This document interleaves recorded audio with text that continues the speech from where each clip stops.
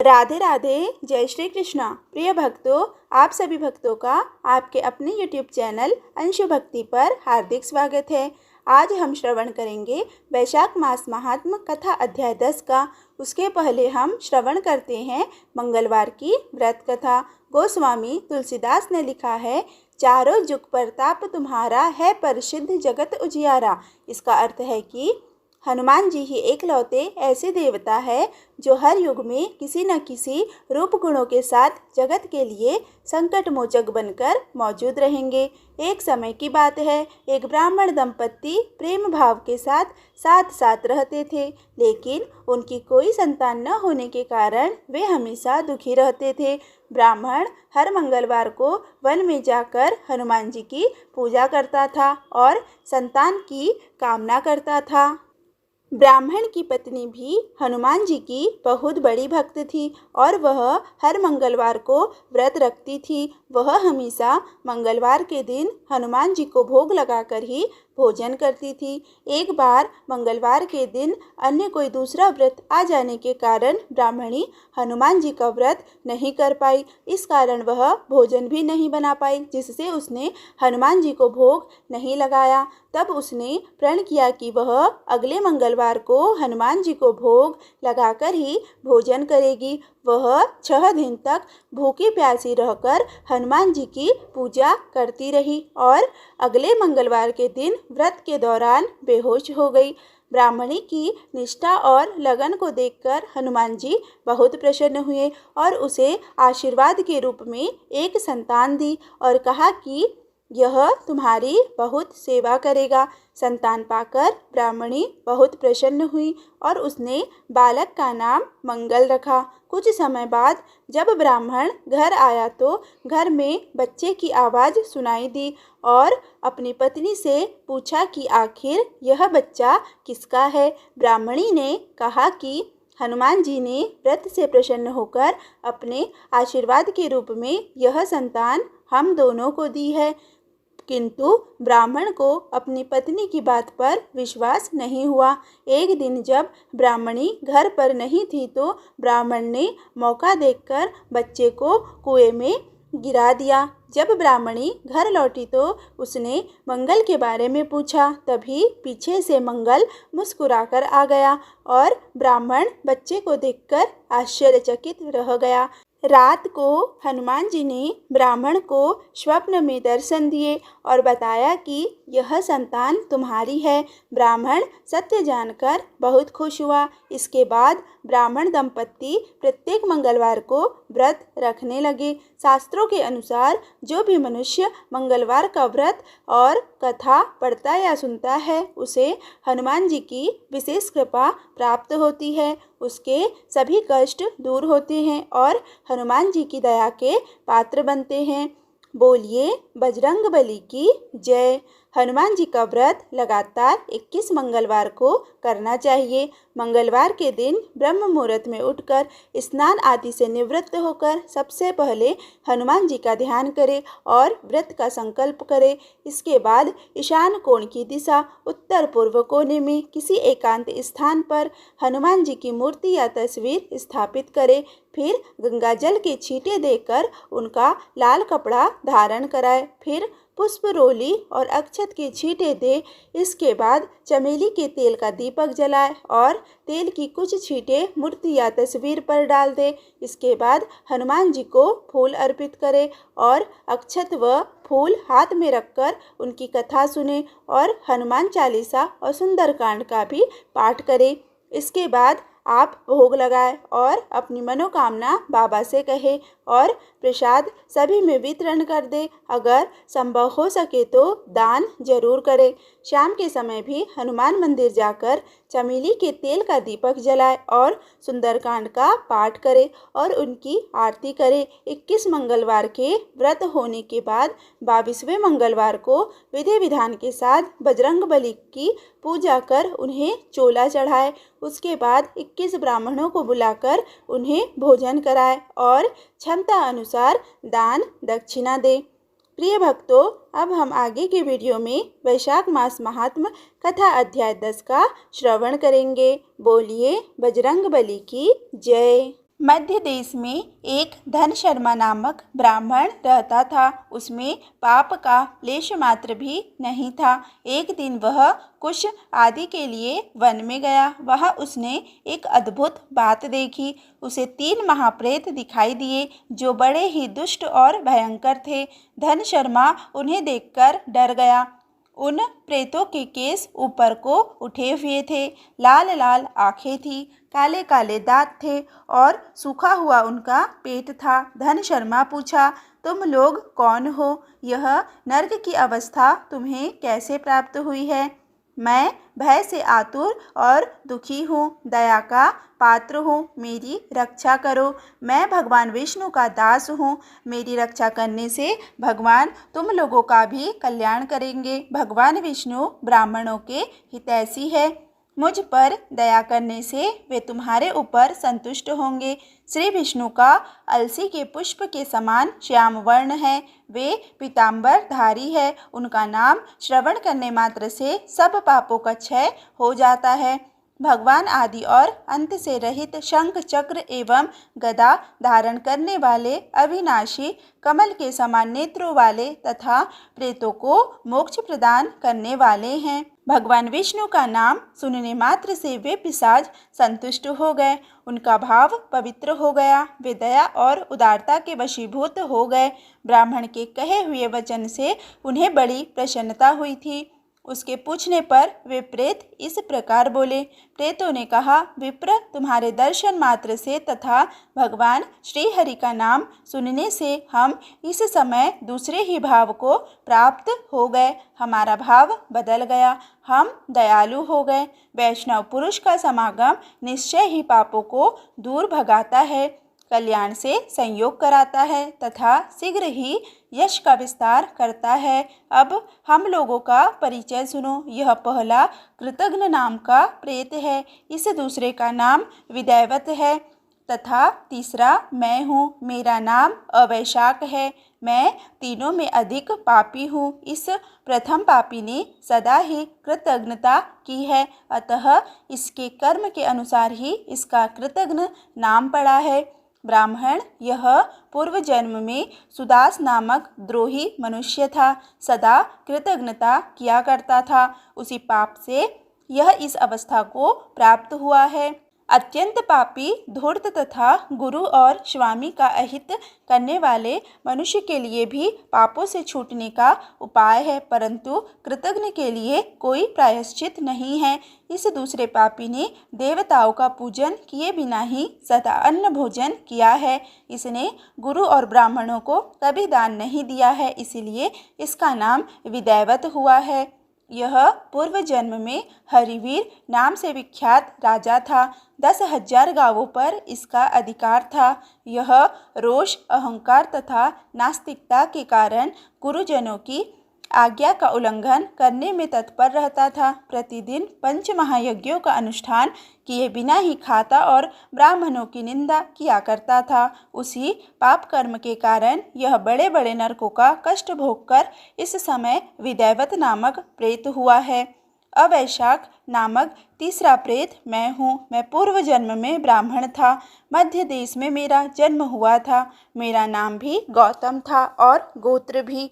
मैं वाशपुर गांव में निवास करता था। मैंने वैशाख मास में भगवान माधव की प्रसन्नता के उद्देश्य से कभी स्नान नहीं किया, दान और हवन भी नहीं किया। विशेषतः वैशाख मास से संबंध रखने वाला कोई कर्म नहीं किया।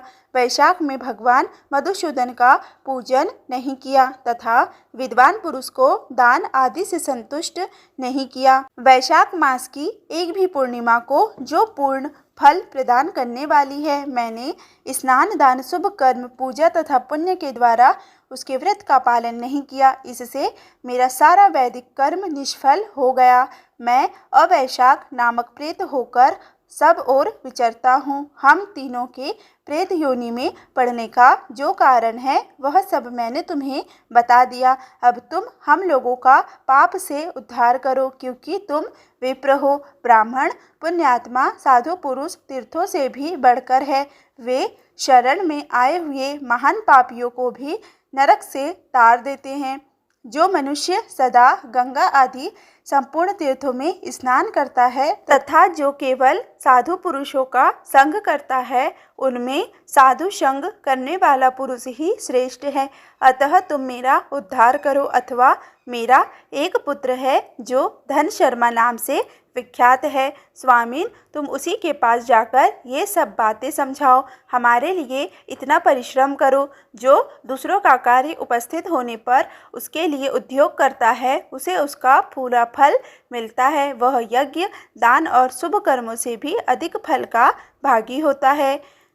उस प्रेत का वचन सुनकर धन शर्मा को बड़ा दुख हुआ। उसने यह जान लिया कि ये मेरे पिता है जो नरक में पड़े हुए हैं। तब वह सर्वदा अपनी निंदा करते हुए बोला। धन शर्मा ने कहा, स्वामीन, मैं ही गौतम का आपका पुत्र धन शर्मा हूँ। मैं आपके किसी काम न आया। मेरा जन्म निरर्थक है।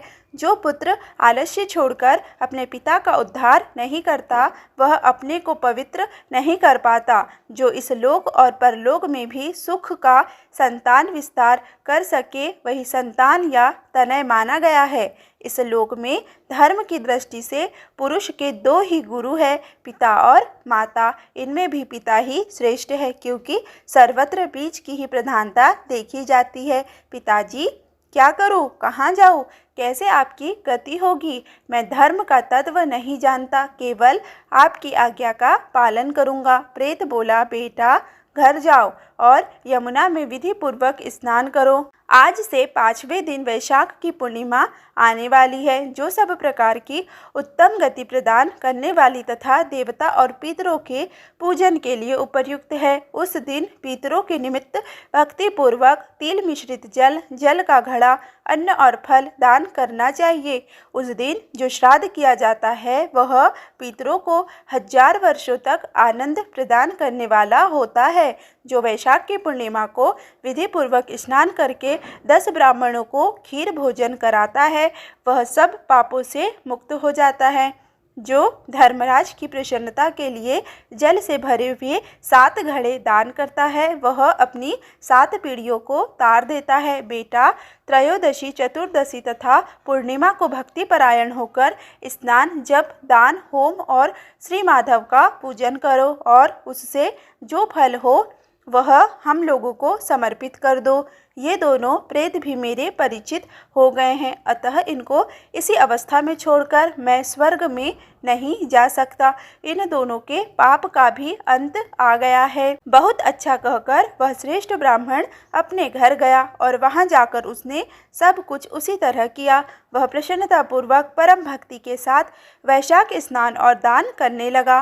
वैशाख की पूर्णिमा आने पर उसने आनंद पूर्वक भक्ति से स्नान किया और बहुत से दान करके उन सबको पृथक पृथक पुण्य प्रदान किया। उस पवित्र दान के संयोग से वे सब आनंद मग्न हो विमान पर बैठकर तत्क्षण ही स्वर्ग को चले गए। ब्राह्मणों में श्रेष्ठ धन शर्मा भी श्रुति, स्मृति और पुराणों का ज्ञाता था।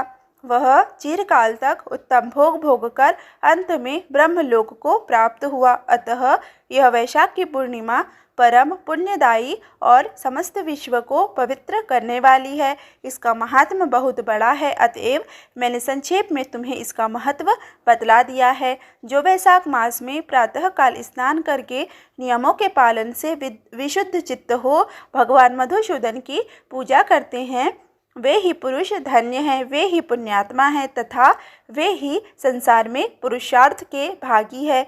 जो मनुष्य वैशाख मास में सवेरे स्नान करके संपूर्ण यम नियमों से युक्त हो भगवान लक्ष्मीपति की आराधना करता है वह निश्चय ही अपने पापों का नाश कर डालता है। जो प्रातःकाल उठकर श्री विष्णु की पूजा के लिए गंगा जी के जल में डुबकी लगाते हैं उन्हीं पुरुषों ने समय का सदुपयोग किया है। वे ही मनुष्यों में धन्य तथा पाप रहित है। वैशाख मास में प्रातःकाल नियम युक्त हो मनुष्य जब तीर्थ में स्नान करने के लिए पैर बढ़ाता है उस समय श्री माधव के स्मरण और नाम कीर्तन से उसका एक एक पग अश्वमेघ यज्ञ के समान पुण्य देने वाला होता है। श्री हरि के प्रियतम वैशाख मास के व्रत का यदि पालन किया जाए तो यह मेरु पर्वत के समान बड़े उग्र पापों को भी जलाकर भस्म कर डालता है। विप्रवर, तुम पर अनुग्रह होने के कारण मैं यह प्रसंग संक्षेप से तुम्हें बता रहा हूँ। जो मेरे कहे हुए इस इतिहास को भक्तिपूर्वक सुनेगा वह भी सब पापों से मुक्त हो जाएगा तथा उसे मेरे लोक यमलोक में नहीं जाना पड़ेगा। वैशाख मास के व्रत का विधि पूर्वक पालन करने से अनेकों बार के किए हुए ब्रह्म हत्या आदि पाप भी नष्ट हो जाते हैं। यह निश्चित बात है, वह पुरुष अपने 30 पीढ़ी पहले के पूर्वजों और 30 पीढ़ी बाद की संतानों को भी तार देता है, क्योंकि अनायास ही नाना प्रकार के कर्म करने वाले भगवान श्री हरि को वैशाख मास बहुत ही प्रिय है, अतएव वह सब मासों में श्रेष्ठ है। प्रिय भक्तों, अब हम आगे के वीडियो में श्री हनुमान चालीसा का श्रवण करेंगे। श्री गुरु चरण सरोज रज निज मनु मुकुर सुधारी, बरन रघुवर विमल जसु जो दायकु फल चारी। बुद्धिहीन तनु जानिके सुमिरो पवन कुम्हार, बल बुद्धि विद्या देहु मोहि हरहु कलेश विकार। जय हनुमान ज्ञान गुण सागर, जय कपीस तिहु लोक उजागर। रामदूत अतुलित बल धामा, अंजनी पुत्र पवन सुत नामा। महावीर विक्रम बजरंगी, कुमति निवार सुमति के संगी। कंचन बरन विराज सुबेसा, कानन कुंडल कुंचित केसा। हाथ वज्र और ध्वजा विराजे, कांधे मुंज जने उसाजे। शंकर सुवन केसरी नंदन, तेज प्रताप महाजगबंदन। विद्यावान गुणी अति चातुर, राम काज करिबे को आतुर। प्रभु चरित्र सुनिबे को रसिया, राम लखन सीता मन बसिया। सूक्ष्म रूप धरि सिंह दिखावा, विकट रूप धरि लंक जरावा। भीम रूप धरि असुर संहारे, रामचंद्र के काज सवारे। लाए सजीवन लखन जियाए, श्री रघुवीर हर्षि उर लाए। रघुपति कीन्ही बहुत बड़ाई, तुम मम प्रिय भरति सम भाई। सहस बदन तुम रोजस गावे, अस कहि त्रिपटी कंठ लगावे। सनकादिक ब्रह्मादि मुनीषा, नारद सारद सहित अहिसा। जम कुबेर दिक्पाल जहाते, कवि कोविद कहि सके कहाते। तुम उपकार सुग्रीव ही कीन्हा, राम मिलाए राजपत दीना। तुमरो मंत्र विभीषण माना, लंकेश्वर भय सब जग जाना। जुग सहस्त्र जो जन पर भानु, लील्यो ताहि मधुर फल जानु। प्रभु मुद्रिका मिली मुख माही, जरधि लांग गए अचरज नाही। दुर्गम काज जगत के जेते, सुगम अनुग्रह तुमरे तेते। राम दुआरे तुम रखवाले, होत न आज्ञा बिनु पैसारे। सब सुख लखे तुम्हारी शरणा, तुम रक्षक काहू को डरना। आपन तेज संभारो आपै, तीनों लोक हाथ से कापे। भूत पिशाच निकट नहीं आवे, महावीर जब नाम सुनावे। नासै रोग हरे सब पीरा, जपत निरंतर हनुमत बीरा। संकट ते हनुमान छुड़ावे, बन क्रम बचन ध्यान जो लावे। सब पर राम तपस्वी राजा, तिनकी काज सकल तुम साजा। और मनोरथ जो कोई लावे, सोई अमित जीवन फल पावे। चारों जुग परताप तुम्हारा, है प्रसिद्ध जगत उजियारा। साधु संत के तुम रखवाले, असुर निकंदन राम दुलारे। अष्ट सिद्धि नवनिधि के दाता, असबर दीन जानकी माता। राम रसायन तुमरे पासा, सदा रहो रघुपति के दासा। तुमरे भजन राम को पावे, जन्म जन्म के दुख बिसरावे। अंतकाल रघुवरपुर जाई, जहाँ जन्म हरि भक्त कहाई। और देवता चित न धरई, हनुमत से ई सब सुख कर। ई संकट कटाय मिटे सब पीरा, जो सुमिरै हनुमत बलबीरा। जय जय जय हनुमान गोसाई, कृपा करहु गुरुदेव की नाई। जो सतबार पाठ कर कोई, छूट ही बंदी महासुख होई। जो यह पढ़े हनुमान चालीसा, होय सिद्धि साखी गौरीशा। तुलसीदास सदा हरिचेरा, कीजे नाथ हृदय मह डेरा। कीजे नाथ हृदय मह डेरा। पवन तनय संकट हरन, मंगल मूर्ति रूप। राम लखन सीता सहित, हृदय बसहु सुर भूप। प्रिय भक्तों, आज का अध्याय यहीं पर समाप्त हुआ। यदि आज का यह वीडियो आपको अच्छा लगा हो तो प्लीज़ वीडियो को लाइक करें, वीडियो को ज़्यादा से ज़्यादा शेयर करें तथा चैनल पर पहली बार आए हैं तो चैनल को सब्सक्राइब करना बिल्कुल भी ना भूलें। धन्यवाद।